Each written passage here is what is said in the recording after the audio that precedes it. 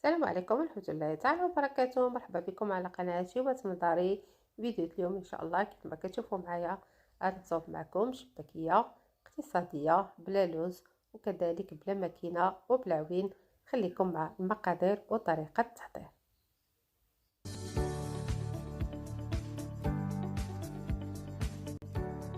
بسم الله. اول حاجه كناخذ هنا واحد نص كاس ديال الماء يكون سخون، ندير فيه شويه زعفران شعره وكذلك نص ديال دويمه ديال الزعفران.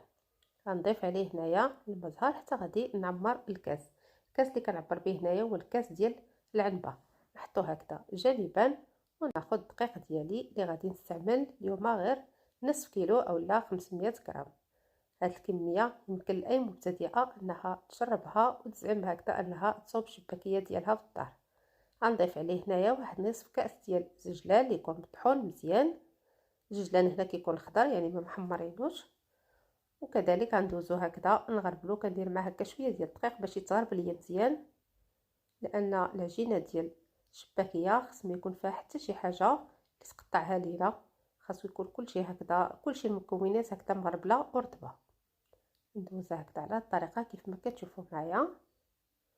وغادي نضيف هنا عندي معلقه صغيره ديال القرفه وكذلك معلقه ديال حبه حلاوه، معلقه كبيره هنايا، ومعلقه كبيره ديال النافع.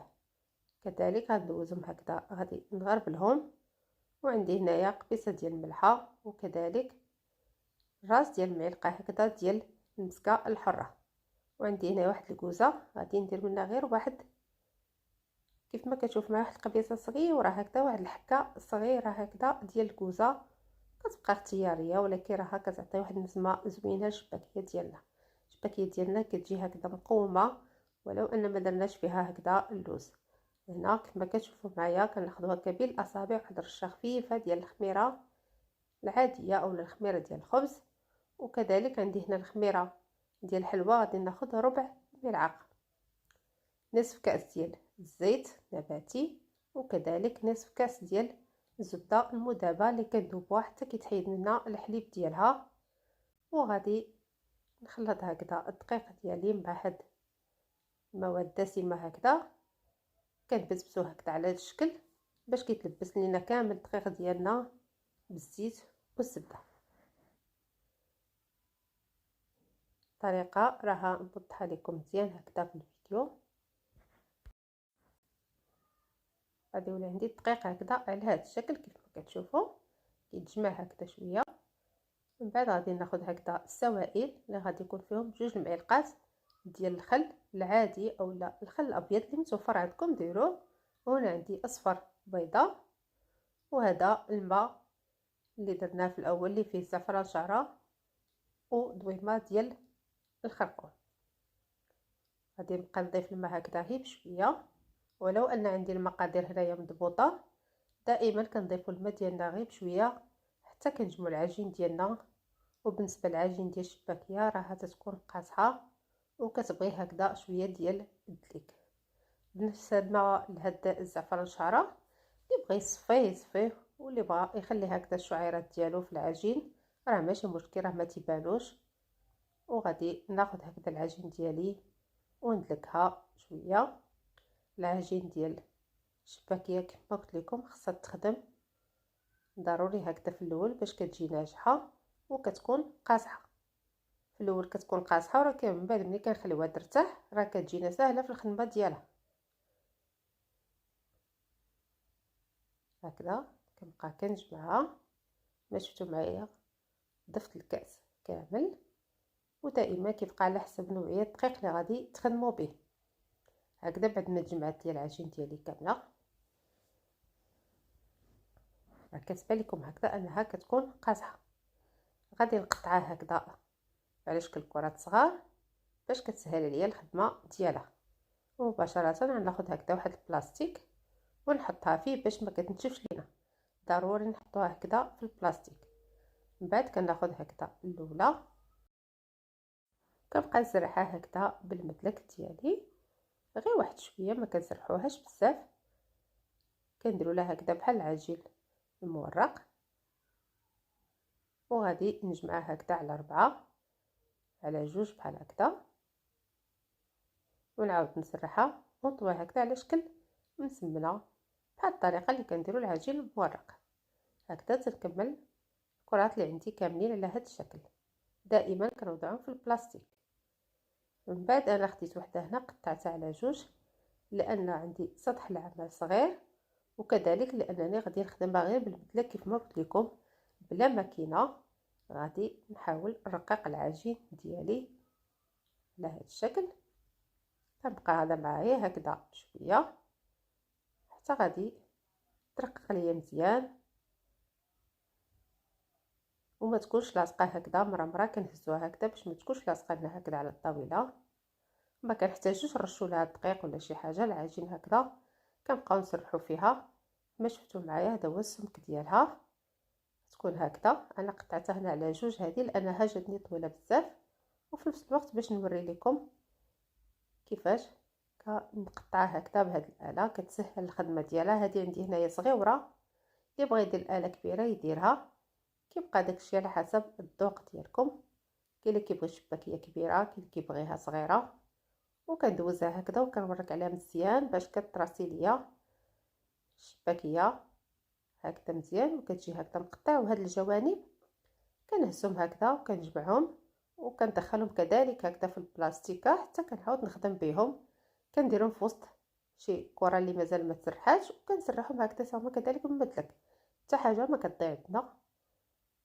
وهذه هي تقطع اولا القطعه ديالنا كيفاش كتخرج لينا طريفات هكذا مقطعين ومطراسين. كتسهل الخدمه صراحه. واللي بغى يخدم هكذا بالجراره يخدم بها، كيبقى لكم الاختيار. بالنسبه للتشباك ديالها انا كندير الطريقه السهله. كما شفتوا معايا عندي 5 ديال الاشرطه، كندير هكذا جوج كنتنيهم على جوج، والاخر كنجيبو فوق هذاك وكنتنيه كنسدلو هكذا الجوانب وكنشكلها. نعاود معكم هكذا واحده اخرى. كما شفتوا معايا عندي هنايا 5، كندير جوج فوق جوج، وهاد الاخرى ملي كنقلب كنعاود نحطها فوق ديك الاولى. انا راه كنخدمها هكا في الطابله ثقيله، ملي كنشدها في يدي كتجي اسهل. كنقرصها هكذا من الجناب مزيان باش ما كتحلش، وكندخل صبعي في ديك الدواره وكنعاود نجر. جهه كيكون عندي فيها جوج وجهه كيكون عندي فيها 3. هذه هي التشبيكه اللي كندير انا، كتجي ساهله. وبالنسبه للمبتدئات راه هي غادي يصوبوها. وهكذا كنستمر حتى غادي نكمل الشباك ديالهم كاملين بنفس الطريقه. شفتوا الشباكيه هذه كتجي هكذا صغيره كيف ما قلت لكم بهاد القطعه، واللي بغاها كبيره كيدير القطعه الكبيره. ومن بعد كنستفها هكذا في واحد البلاطو كنخليها حتى كتنشف، وعاد كندوزو نقليوها. ما شاء الله كتعطي كميه كثيره. واخا 5 كيلو ديال الدقيق راه كتخرج لينا تقريبا اكثر من كيلو، كيلو ربع، حتى الكيلو ونص على حسب الحجم اللي خدمتو به. وهنايا عندي العسل ديالي اللي حضرته من قبل. ضروري كنحضروه من قبل وكنخليوه حتى كيبرد. العسل ديال المعسلات اللي كنديرو خصو يكون ضروري ثقيل بحال هذا الشكل. انا فرغته هنا في هكا في هاد الكاسرول باش نبدا كنحط فيه الشباكيه ملي غتقلى. عسل ناجح، وكنوريه لكم باش تعرفوا قياس. ضروري انه يكون هكذا ثقيل باش كيشد لينا هكذا في الشباكيه وما كيتحيدش منها. اللي بغى الرابط ديالو نخليه لكم في اخر الفيديو. كنصوبوا بالقالب ديال السكر اولا بربيعه ديال السكر بحال نفس النتيجه. هنا خديت الزيت ديالي سخنته، جربته هكذا بواحد العجين في الاول حتى بان لي سخن مزيان. ومن بعد بديت كنضيف هكذا الشباكيه ديالي كنقليها. في الاول ما كنت كنحطها هي كتطلع بوحدها هكذا في الزيت، ما كنقيسهاش حتى كتقبض مزيان. وكنبدا بحال هكا كندورها كما كتشوفوا معايا. بالنسبه للبوطه في الاول كنسخنوا الزيت مزيان، ومن بعد ملي كنبداو نحطوا هكذا الشباكيه ديالنا راه كنخليوه ناقص اولا تقريبا العافيه كتكون ماشي مهيله ولكن متوسطه. بعد هذه كتاخذ هكذا هذا اللون كنهزها، وفي نفس الوقت كنحط هنا هكذا واحد الورق كنحط فيه هذا الزيت هكذا كيتقطر شويه، مباشره كنحطها في العسل ونخليها هكذا كتشرب هي العسل ديالها. ونطفي على البوطه هنايا، كنطفيو على الزيت، كنخليوها هكذا كتشرب واحد 5 دقائق ولا 3 دقائق هكذا. وعاد كنعاودو نديرو القليه الثانيه باش الزيت تاعي ما كتبقاش هكذا كتسخن اكثر من القياس. ومنين نرميو الشباكيه الثانيه كتخطف لينا. ضروري اننا انا هذه الطريقه اللي كندير، كنطفيها ما بين القليه والقليه. هذا هو اللي كتاخذ هكذا الشباكيه، ما تسناوش عليها انها تحمر لينا في الزيت. شفتوا اللي كتاخذ هكذا غير كدهب وكنحيدوها لانها كتكمل اللون ديالها في العسل. ملي كنطفيوها هكذا في العسل كتاخذ لينا هذاك اللون المحمر اللي كنشوفوا به شباكيه عاديه. لا خمرتوها بزاف في الزيت راه كتطفيوها في العسل كتجيكم شباكيه ديالكم بحال محروقه. ضروري تخليو لها هاد اللون هكذا غير كيذهب وكتحيدوها. وهذه القليه الثانيه درتهم هكذا بجوجهم في العسل.